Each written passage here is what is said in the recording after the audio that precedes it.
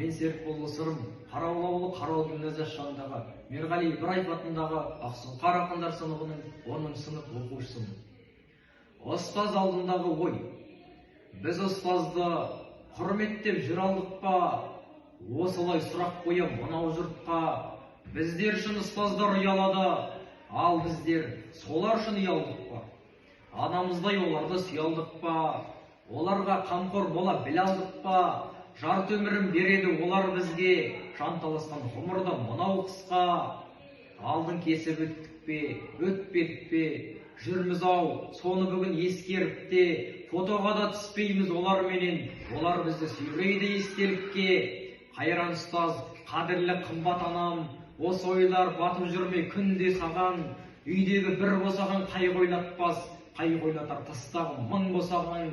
Тілейсің мың босаға амандығын, сол батады шынында саған бүгін.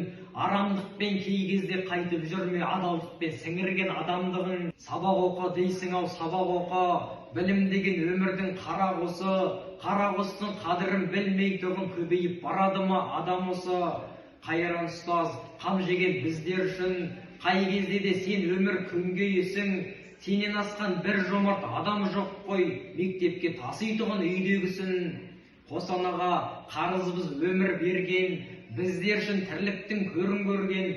Басқаларды білмеймін, ұстазды айтсам ағалысқа толады менің кеудем.